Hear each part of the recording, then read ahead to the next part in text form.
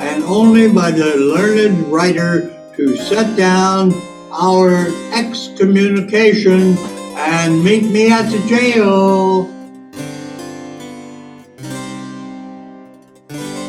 Act 4, Scene 1, a church. Enter Don Pedro, Don John, Leonato, Friar Francis, Claudio, Benedictino, Beatrice, and attendants. Come, Francis, Friar Francis, be brief, only to the plain form of marriage, and you shall recount their particular duties afterwards. You come hither, my lord, to marry this lady. No. I should be doing the old marriage. Marriage. Marriage. No. To be married to her, Friar. You come to marry her. Lady, you come hither to be married to this count? I do. If either of you know any inward impediment why you should be not conjoined, I will charge you on your souls to utter it. Know you any hero? None, my lord. I know you, any count? I dare make his answer none. Oh, what men dare do, what men may do. What men daily do, not knowing what they do. Well, how now? Interjection. Why then some of us speak often? Ah ha ha ha. Hey, hey. Stand thee by, friar. Father, by your leave, will you with free and unconstrained soul give me this maid, your daughter? As freely, son, as God did give her me. And what have I to give you back, whose worth may counterpoise this rich and precious gift? Nothing, unless you render her again. Sweet prince, you learn me noble thankfulness. There, Leonato, take her back again. Oh no! Give not this rotten orange to your friend. She's but a sign and semblance of her honor. Oh, Behold how like a maid she blushes grief. here. Oh, what Oh, authority and show of truth can cunning sin cover itself withal? Comes not that blood as modest evidence to witness simple virtue? Would you not swear, as you all you that see her, that she were a maid by these exterior shows? But she is none. She knows the heat of a luxurious bed. Her blush is guiltiness, not modesty.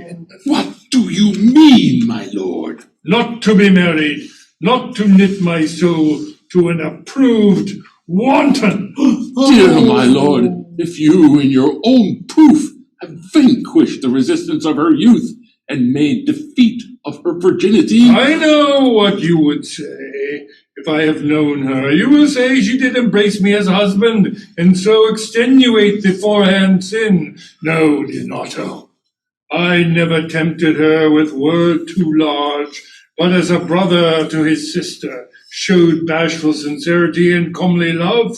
And seemed I ever otherwise to you? Out on thee, seeming. I will write against it. You seem to me as Diane in her orb, as chaste as is the bud ere it be blown. But you are more intemperate in your blood than Venus, or more pampered animals that rage in savage sensuality. Is my lord well that he doth speak so wide? Sweet prince, why speak not you? What can I say? I stand dishonored that have gone about to link my dear friend to a common stale. Are these things spoken, or do I but dream? Sir, they are spoken, and these things are true. This looks not like a nuptial. Oh, God! Leonato, stand I here? Is this the prince?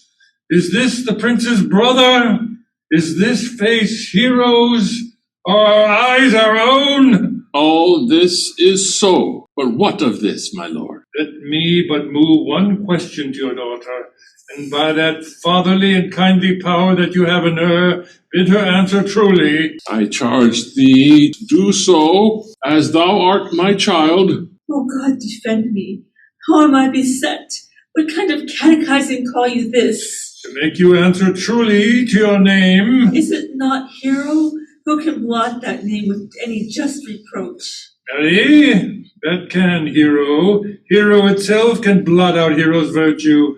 What man was he talked with you yesternight, out at your window betwixt 12 and 1? Now, if you are a maid, answer to me this. I talked with no man at that hour, my lord.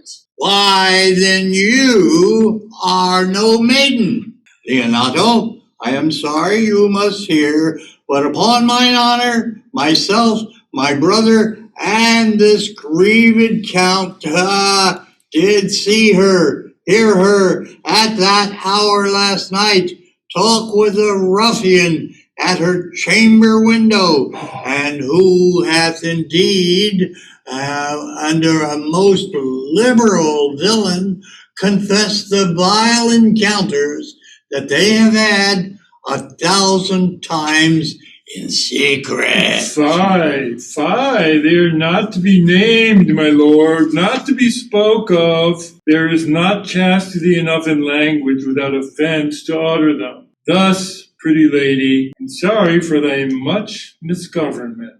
O hero, what a hero hadst thou been if half thy outward graces had been placed about my thoughts and counsels of thy heart. But fare thee well, most foul, most fair. Farewell, thou pure impiety and impious purity.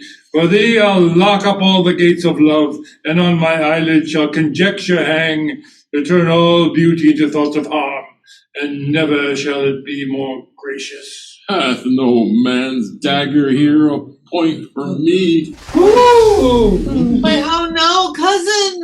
Wherefore sink you down? Come on, let's go. These things come thus to light, smother spirits up. How doth the lady? Dead, I think. Help! Uncle! Hero! My hero! Uncle! The Signor Benedict, friar! O fate, take not away the heavy hand. Death is the fairest cover for her shame that may be wished for. Oh no, cousin Hero! Have conquered, Say what? have conquered, lady. Dost thou look up? Yea, wherefore should she not? Wherefore? Why doth not every earthly thing cry shame upon her? Could she here deny the story that is printed in her blood? Do not live, hero. Do not ope thy eyes. For did I think thou wouldst not quickly die? Though thy spirits were stronger than thy shames, myself would, on rare wood of reproaches, strike at thy life. Grieved I had but one. Should I for that of frugal nature's frame? I owe one too much by thee. Why had I one? Why ever wast thou lovely in my eyes? Why had I not with charitable hand took up a beggar's issue at my gates, who, smirked thus and mired with infamy, I might have said, no part of it is mine. This shame derives itself from unknown loins, but mine, and mine I loved, and mine I praised, and mine that I was proud on, and mine so much that I myself was to myself not mine, valuing of her. Why she, is fallen into a pit of ink, that the wide sea hath drops too few to wash her clean again, and salt too little, which may season give her foul, tainted flesh. Oh, sir, be patient. But I am apart. I am so attired in wonder, I know not what to say. Oh, on my soul, my cousin is blind. Lady, were you her bedfellow last night? No, truly not. Although until last night I have this 12-month been her bedfellow. Confirmed. Confirmed. Oh, that is stronger maid which was before barred up with ribs of iron. Would the two princes lie, and Claudio lie, who loved her so that, speaking of her foulness, washed it with tears? Hence from her, let her die. Hear me a little, for I have only been silent so long, and given way to this course of fortune by noting of the lady. I have marked 1,000 blushing apparitions to start into her face, 1,000 innocent shames in angel whiteness.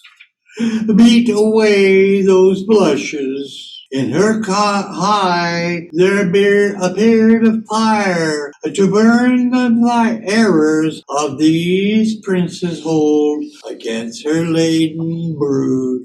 Call me a fool,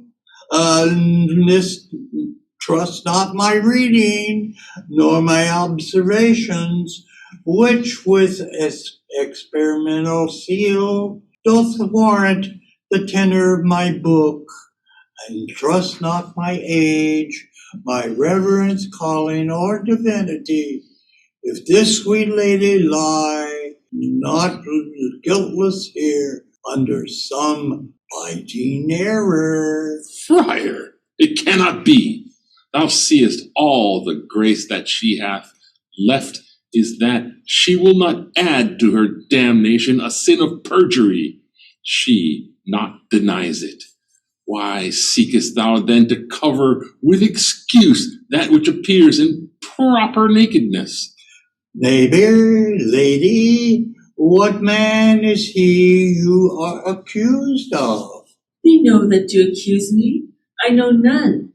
If I know more of any man alive than that which maiden modesty doth warrant, that all my sins lack mercy.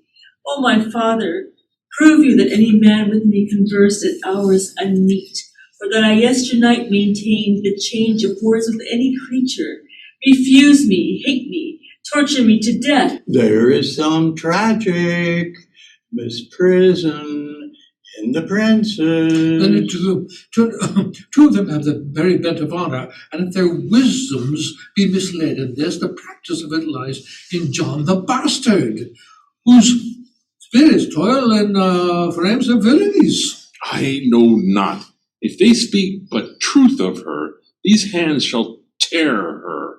If they wronged her honor, the proudest of them will hear of it. Time hath not yet so dried this blood of mine, nor age so eat up in my invention, nor fortune made such havoc on my means, nor my bad life reft me of such a friends, but they shall find awakened in such a kind, both strength of limb and policy of mind, ability and means and choice of friends, to quit me of them thoroughly. Pause a while, and let my counsel sway you in this case.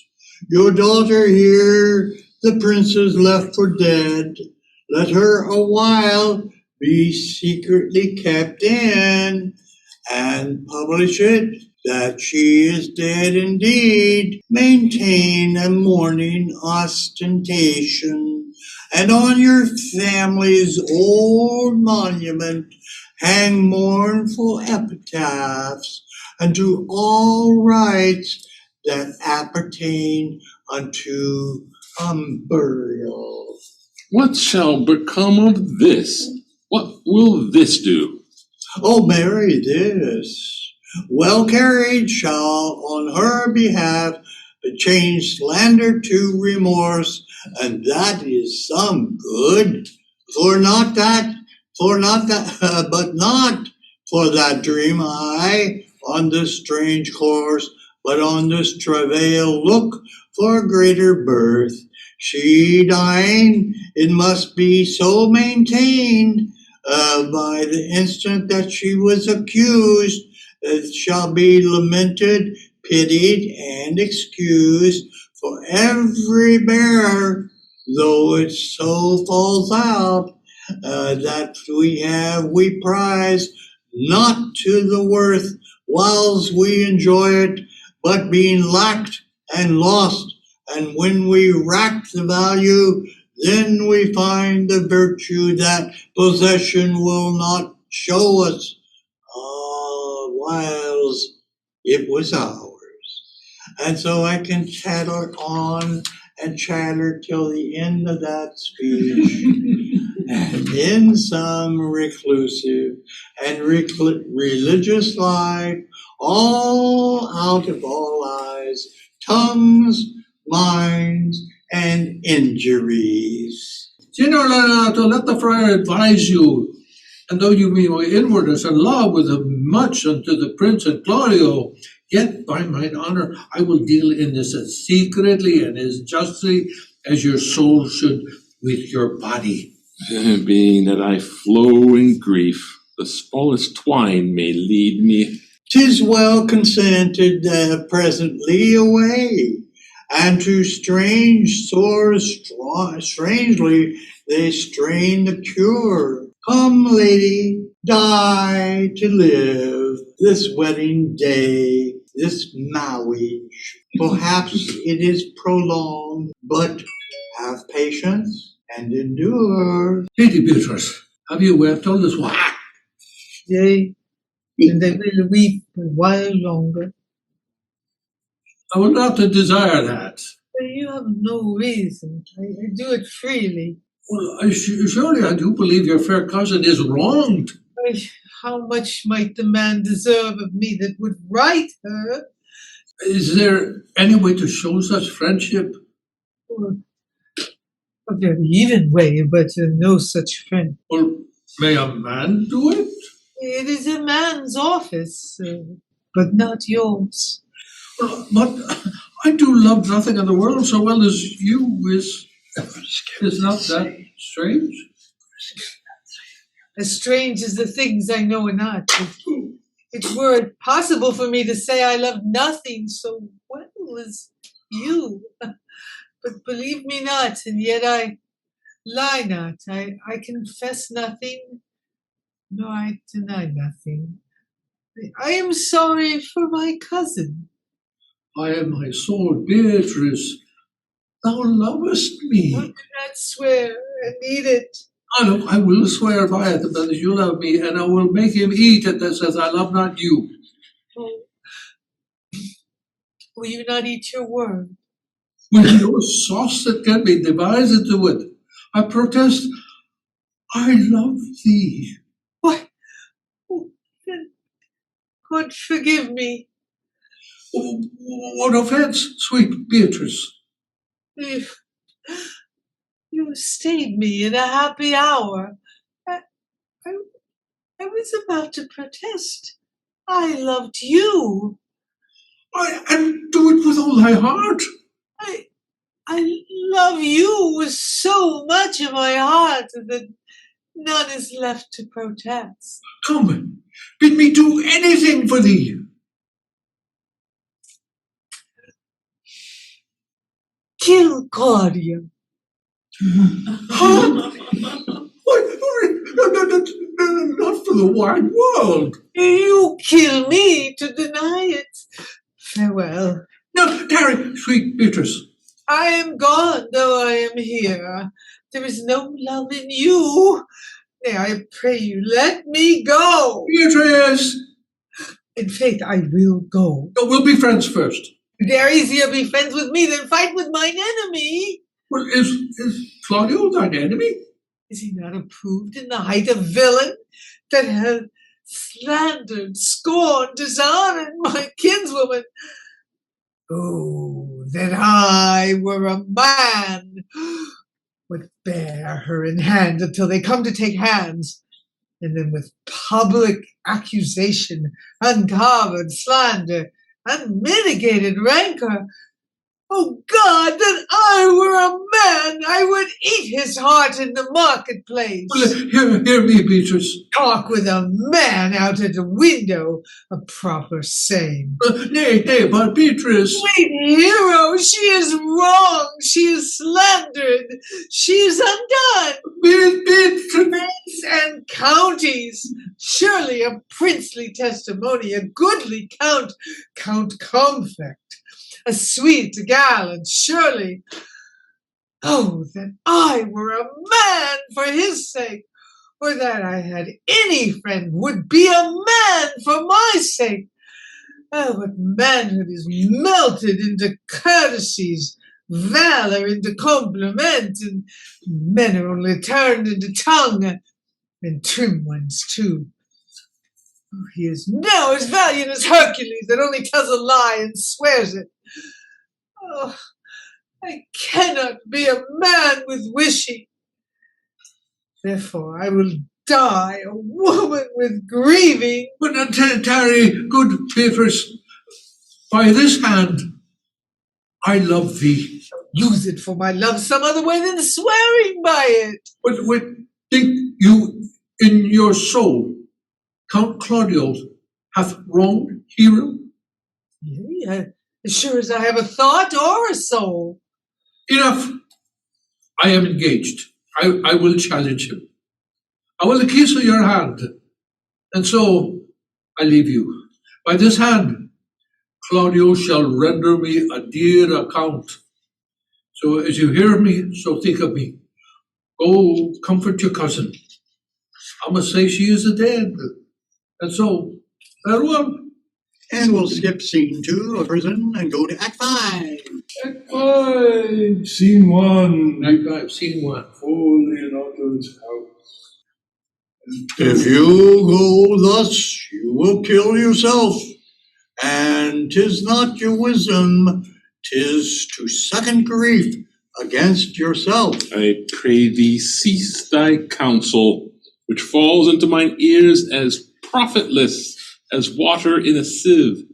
Give not me counsel, nor let me no comforter delight mine eye, but such as one, though whose wrongs do suit with mine. Bring me a father that so loved his child, whose joy of her is overwhelmed like mine, and bid him speak with patience. Measure his woe the length and breadth of mine. Let it answer every strain for strain, as thus for thus, and such a grief for such, in every lineament, branch, shape, and form. If such a one will smile and stroke his beard, bid sorrow wag, cry hem, and then he should groan, patch grief with proverbs, make misfortune drunk with candle wasters, bring him yet to me, and I of him will gather patience. But there is no such man, for, brother, men can counsel and speak comfort to that grief which they themselves not feel, but tasting it, their counsel turns to passion, which before would give perceptual medicine to rage. Fetter strong madness in silken thread, charm ache with air, and agony with words. No, 'tis all men's office to speak patience to those that wring under their load of sorrow, but no man's virtue nor sufficiency to be so moral when he shall endure the like himself. Therefore give me no counsel, my griefs cry louder than advertisement. Therein do men from children thus nothing differ. I pray thee, peace. I will be flesh and blood, for there was never yet philosopher that could endure the toothache patiently. However, they have writ the style of gods, and made a pish a chance in sufferance. Yet pin not all the harm upon yourself. Make those who do offend you suffered too. There thou speakest reason. Yes. Nay, I will do so. My soul doth tell me Hero is belied, and that shall Claudio know, so shall the prince, and all of them that thus dishonor her. Here comes the prince and the Claudio hastily. Good in, good in. Good day to both of you. Hear you, my lords? We have come some haste, Leonato. Some haste, my lord. Well, fare you well, my lord. What are you so hasty now? Well, all is one. Nay, do not quarrel with us, a good old man. And he had right himself with quarreling, some of us would lie low. Who wrongs him? Mary, thou dost wrong me. Thou, dissembler thou. Nay, never lay thy hand upon thy sword. I fear thee not. Marry, beshrew my hand, if I should give your aid such cause of fear. In faith, my hand meant nothing to my sword. Tush, hush, run. Never fleer and jest at me. I speak not like a dotard or fool, as underprivileged of age to brag what I have done being young, or what I would do were I not old. No, Claudio, to thy head. Thou hast so wronged my innocent child and me that I am forced to lay my reverence by, and with gray hairs and bruise of many days do challenge thee to trial of a man. I say thou hast belied mine innocent child. Thy slander hath gone through and through her heart, and she lies buried with her ancestors. Oh, in a tomb where never scandal slept, save this of hers, framed by thy villainy. My villainy? Thine, Claudio, thine, I say. You say not right, old man. My lord, I'll prove it on his body if he dare. Despite his nice fence and his active practice, his May of youth and bloom of lustihood, Why, I will not have do with you. hast thou so doth me? Thou hast killed my child, thou hast killed me, boy, thou shalt kill a man. He shall kill two of us, and men indeed, and that's no matter. Let him kill one first, win me and wear me, and let him answer me. Come follow me, boy. Come, sir, boy. Come follow me. Sir, boy, I'll whip you from your farming, your whining fence. And nay, as I am a gentleman, I will do this. Brother. No, content yourself. God knows I love my niece, and she is dead and slandered to death by villains that dare as well answer a man indeed, as I dare take a serpent by the tongue. Boys, apes, braggarts, jacks, and milksops. Brother Anthony. Well, hold you content.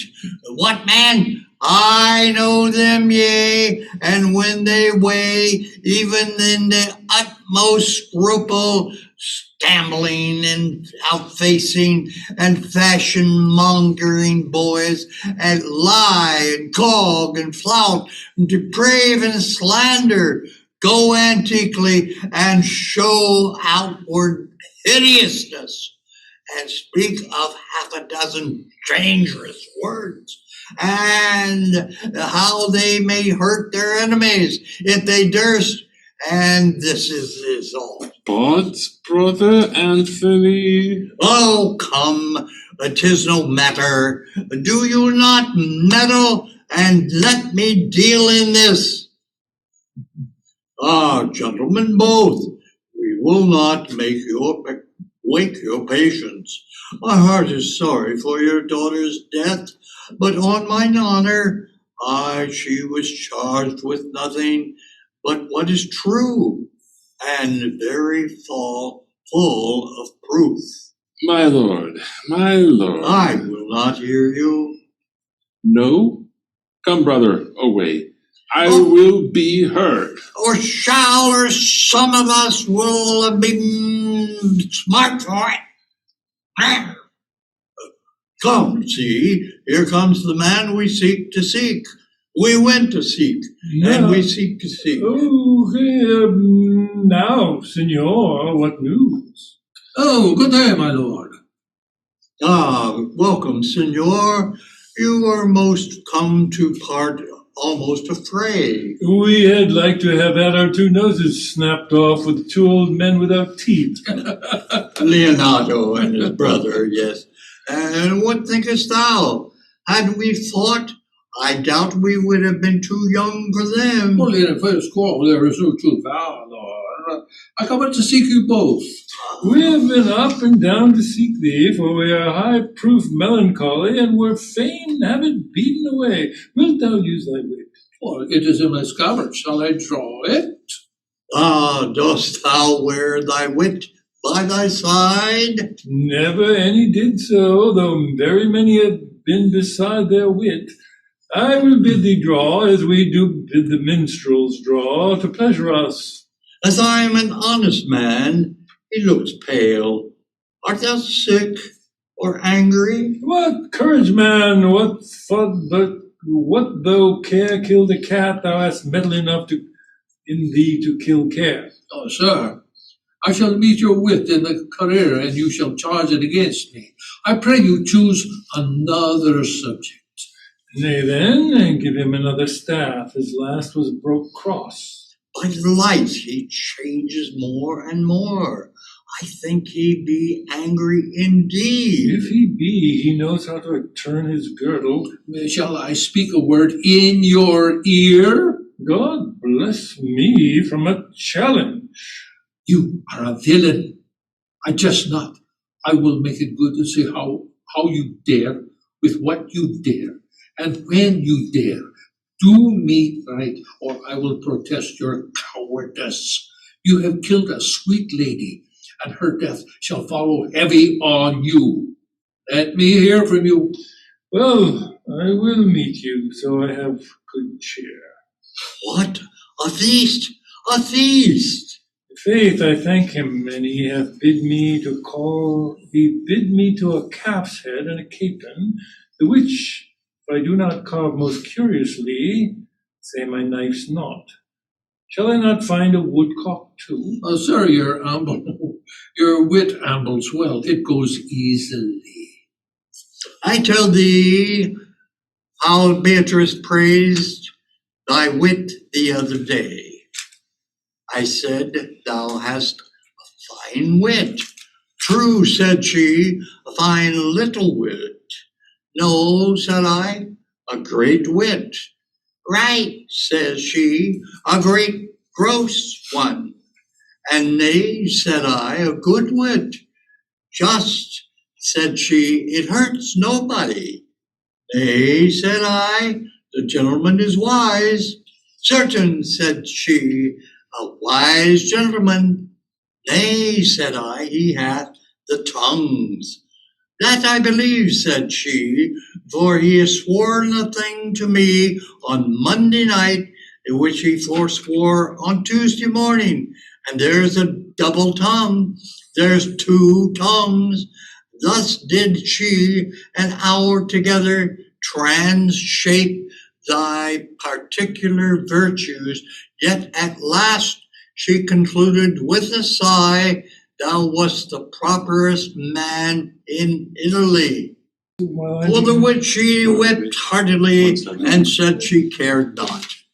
Ah, yes, that she did, but yet for all that, if she did not hate him deadly, she would have him dearly.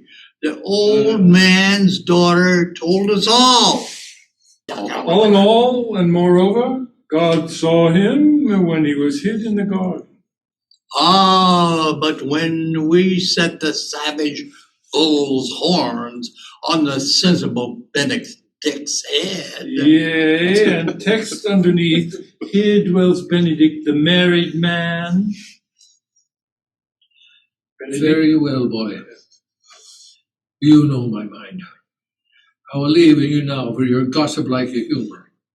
You bring jests and braggarts to their blades, which God be thanked hurt not. My lord, for your many courtesies I thank you. I must discontinue your company. Your brother the bastard is fled from Messina. You have among you killed a sweet and innocent lady. For my lord lacked beard there. He and I shall meet. Until then, peace be with you.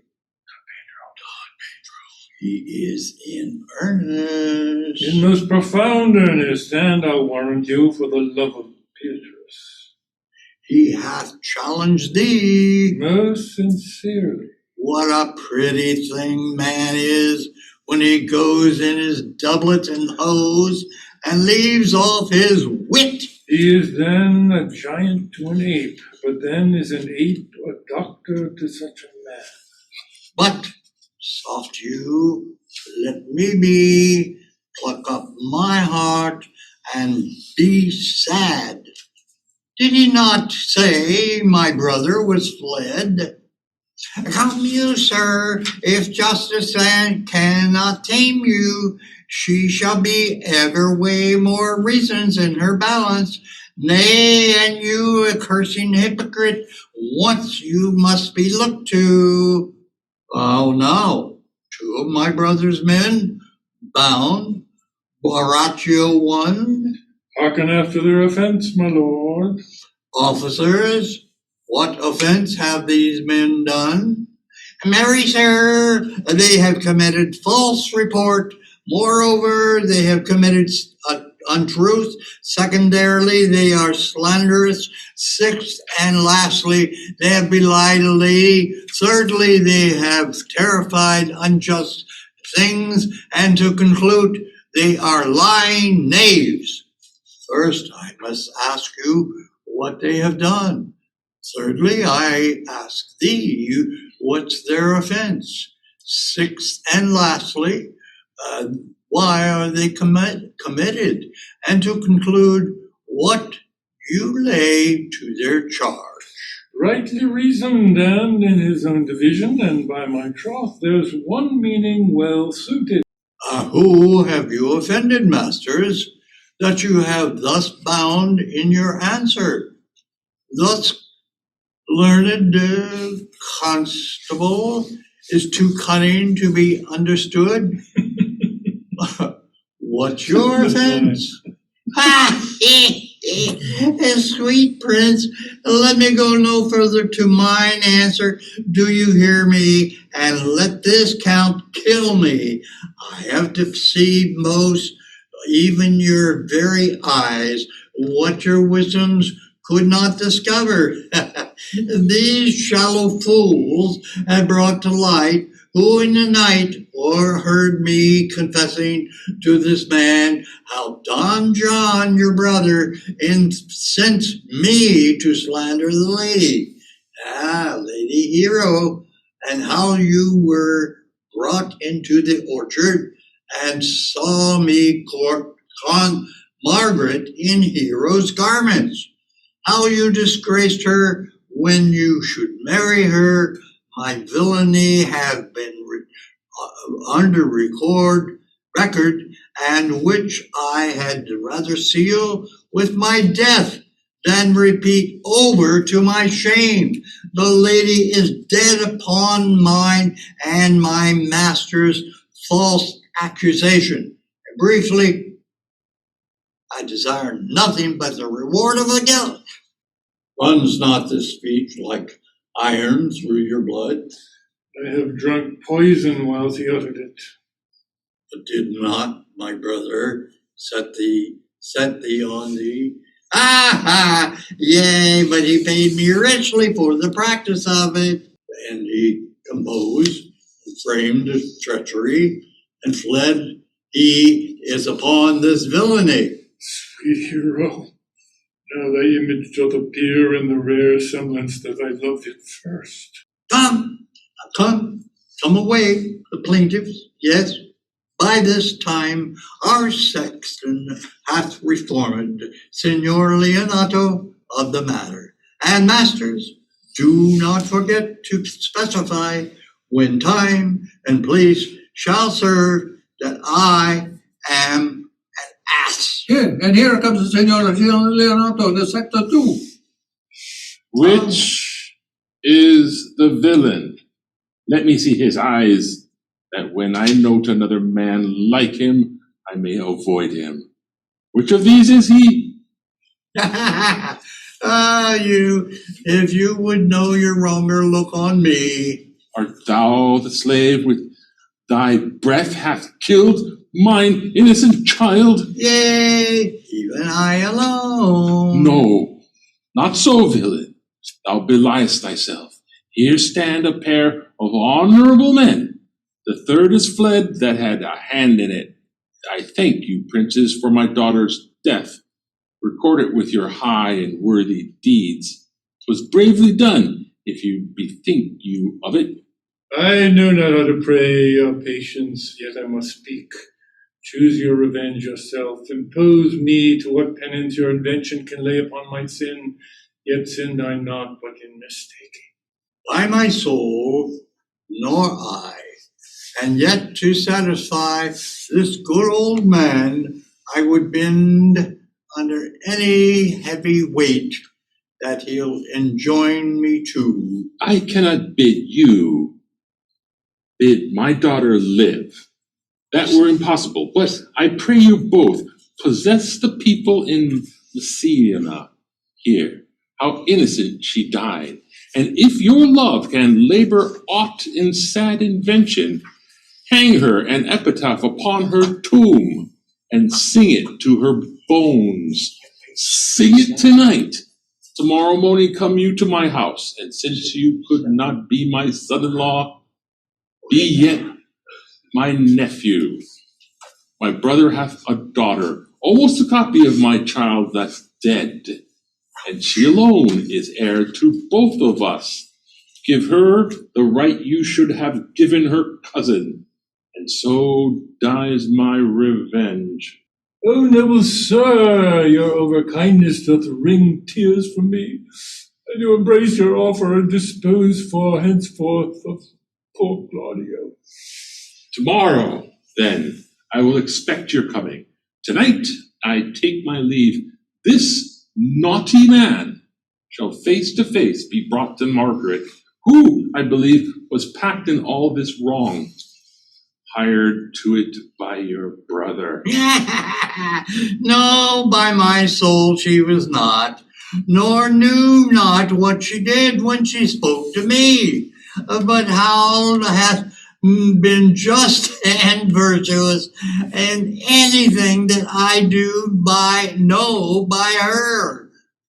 Moreover, sir, indeed, she's not under white and black, and the plaintiff here, the offender, did call me ass.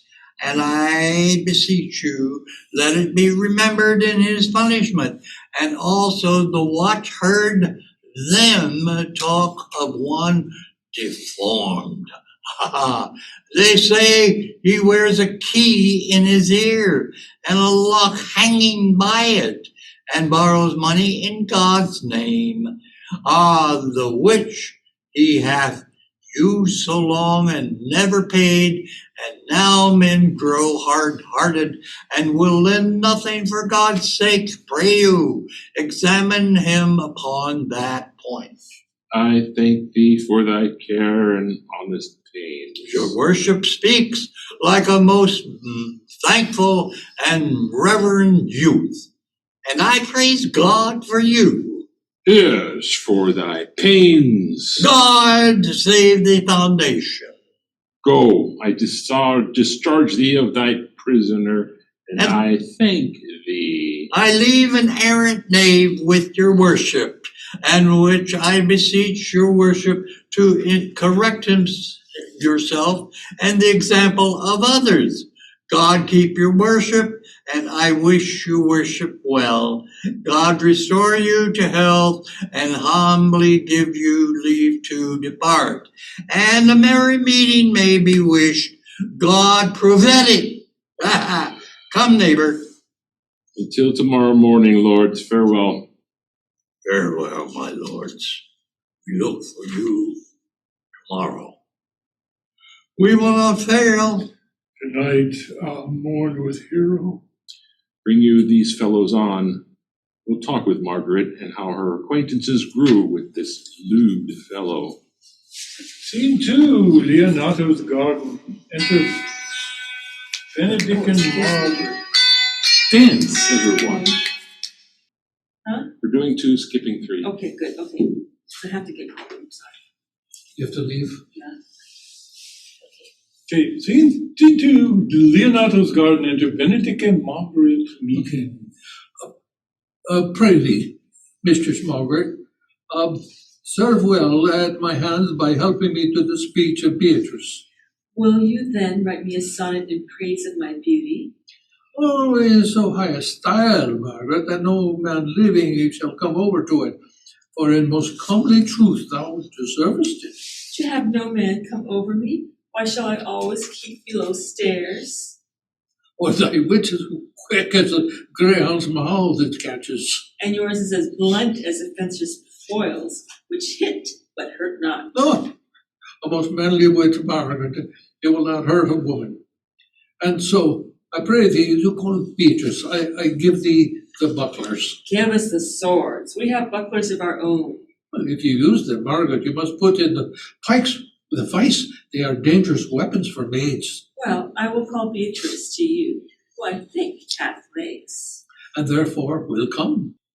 Ah, the God of love that sits above and knows me, how pitiful I deserve. I mean in singing, but in loving. Leander. Sorry. Go ahead. Joey, bad singer. No, not at all. Oh, That's good. I thought you were saying that's your part. Oh, sorry. Okay, go ahead. I mean in singing, but in loving. Leander, I being a bad singer, the good swimmer, Troilus, the first employer of Pandas, and the whole bookful of these quantum carpetmongers, whose names flung crudely even in a road of blank verse. Why, they were never so turned on as well as my poor love and self in love. Mary, I cannot show it in rhyme, but I have tried. I can find out no rhyme for lady, but baby, an innocent rhyme for scorn, horn, a hard rhyme, for school, fool, a babbling rhyme, very ominous ending. No. I was not born under a rhyming planet, nor a guy cannot woo in festival terms. Oh, sweet Beatrice, wouldst thou come when I called thee? Yea, Signore, and depart when you bid me. Oh, stay, but till then. Then is spoken. Fare you well now, and yet ere I go, let me go with that I came, which is with knowing what hath passed between you and Claudio. Oh, only foul words. Thereupon I will kiss thee. Foul words is but foul wind, and foul wind is but foul breath, and foul breath is noisome. Therefore I will depart unkissed. Oh, thou hast frightened the word right into the right sense, so forcibly is thy wit. But I must tell thee plainly, Claudio undergoes my challenge, and either I must shortly hear from him, or I will subscribe him a coward. And I pray thee, now tell me, whether which of my bad parts did thou first fall in love with me? For them all together, which maintain so politic a state of evil that they will not admit any good part to intermingle with them. But for which of my good parts did you first suffer love from me? Suffer, love, a good epithet. I do suffer love indeed, for I love thee against my will. spite of your heart, I think. Alas, poor heart! If you spite it for my sake, I will spite it for yours. For I will never love that which my friend hates. Thou and I are too wise to woo peaceably. It appears not in this confession. There's not one wise man among the 20 that will praise himself. An old instance. Beatrice, that lived in that time of good neighbours. If a man did not erect in his age his own tomb ere he dies, he shall live no longer in the monument when the bell rings and the widow weeps. And how long is that, think you? Question. Why, an hour in Clonmar and a quarter in Rouen? Therefore, it is most expedient for the wise, if Don Worm, his conscience, finds no impediment to the contrary, to be the trumpet of his own virtues as I am to myself. So much for praising myself, who I myself would bear witness is praiseworthy. And now tell me, how doth your cousin? Very ill. And how do you? Very ill too. Oh, serve God. Love me and mend, and there I will leave you too. For here comes one in haste. Madam, you must come to your uncle. Yonder's old coil at home. It is proved my lady hero hath been falsely accused, and Prince and Claudio mightily abused, and Don John is the author of all, who is fled and gone. Will you come presently? Will you go hear this news, Signor? I will live in thy heart, die in thy lap, and be buried in thine eyes. And moreover, I will go with thee to thy uncle's. Yay! Yay, C4. Skip, go on to scene 4. Off to 4. Okay. Keith, I enjoyed that. That was the best part of the play. Ursula? The solving of the people, That was delightful. Happy ever after. Scene 4. Okay, scene 4. Enter Leonato, Antonio, Benedict, Beatrice, Margaret, Ursula, Friar Francis, and Hero. I'd say they had a full cast. Did I not tell you that she was innocent? So are the Prince and Claudio, who accused her upon the error that you heard debated. But Margaret was in some fault for this, although against her will, it appears in the true course of all the question. Well, I am glad that all things sort out so well. And so am I, for being faith and forced to call young Claudio to reckoning for it. Well, daughter, and you, gentlewomen, all withdraw to a chamber by yourselves, and when I send for you, come hither masked. The Prince and Claudio promised by this hour to visit me. You know your office, brother, and must be father to your brother's daughter, and give her to young Claudio. Which I will do with confirmed countenance. Friar, I must entreat to your pains, I think. To do what, Signor? To bind me and undo me, one of them. Signor Leonato, truth it is, good Signor, your niece regards me with an eye of favor. That I, my daughter, lent her, 'tis most true. And I do with the eye of love requite her. The sight whereof I think you had from me, from Claudio and the Prince. But what's your will? Your answer, sir, is enigmatical. But my will is for your good will may stand with ours this day to be conjoined in a state of honorable marriage, in which, good friar, I shall desire your help. My heart is with your liking. And my help. Here comes the prince. and Claudio. Good morrow to this fair assembly. Good morrow, Prince. Good morrow, Claudio. We are here attend you. Are you yet determined today to marry with my brother's daughter? I'll hold my mind were she in Ethiopia. Call her forth, brother. Here's the friar ready. A good morrow, Benedict. What's the matter that you have such a February face, so full of frost and of storms and cloudiness? I think he thinks upon the savage bull. Tush, fear not, man, will tip thy horns with gold, and all Europa shall rejoice at thee, as once Europa did at lusty Jove, when he would play the noble beast in love.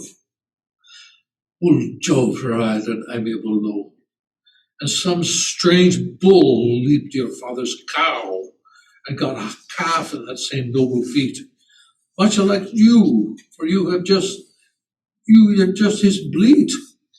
For this I owe you. Here comes other reckonings. Which is the lady I must seize upon? The same is she, and I do give her you. Why then, she's mine. Sweet, let me see her face. No, that you shall not till you take her hand before this friar and swear to marry her. Give me your hand before this holy friar. I'm your husband, if you like of me. And when I lived, I was your other wife. And when you loved, you were my other husband. Another hero! Nothing certainers, only hero died defiled. But I do live. Surely as I live, I am a maid. The former hero that is dead.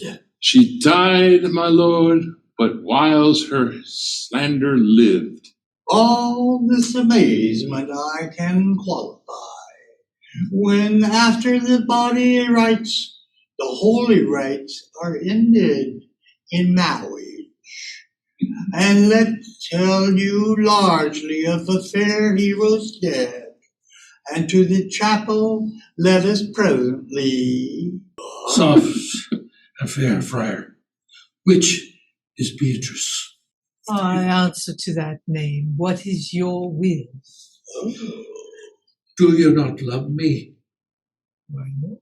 No more than reason. Why then, your uncle and the prince and Claudio hath been deceived. They swore you did. Do not you love me? Truth, no more than reason. My cousin Margaret and Ursula are much deceived, for they did swear you did. They swore that you were almost sick for me. They swore that you were well nigh dead for me. What is no such matter? Then you do not love me? No, truly, but in friendly recompense. Come, cousin, I am sure you love the gentleman.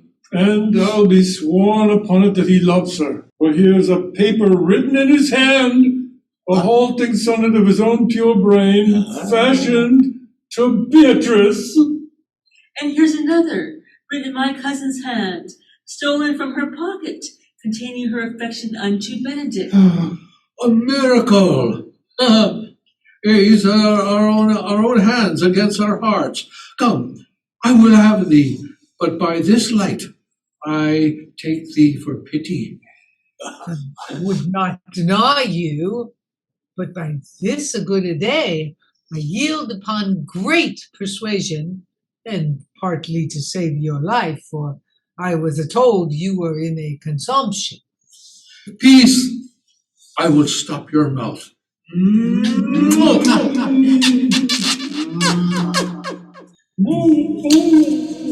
How dost thou, Benedict, the married man? I'll tell thee what, the prince, a college of wit crackers cannot flout me out of my humor. Dost thou think I care for a satire or an epigram? No! If a man will be beaten with brains, I shall wear nothing handsome about him.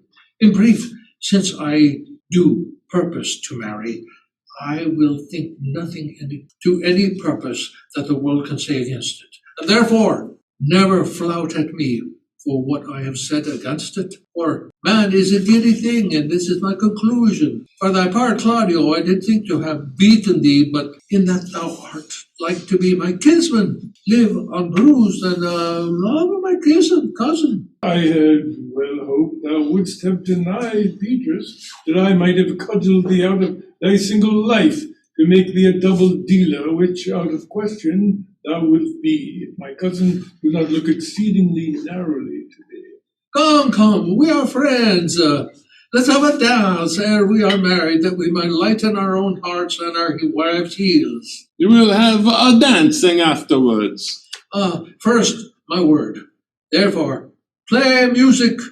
Prince, thou art sad. Get thee a wife. There's more stat. There is no staff more reverent than one tipped with horn. My lord, your brother John is ta'en in flight and brought with armed men back to Messina. Think not on him till tomorrow.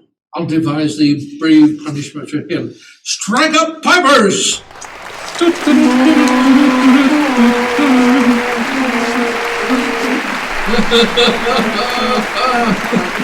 we go. Yay. Thank you, Sandy. Thank you for doing the Zoom for me.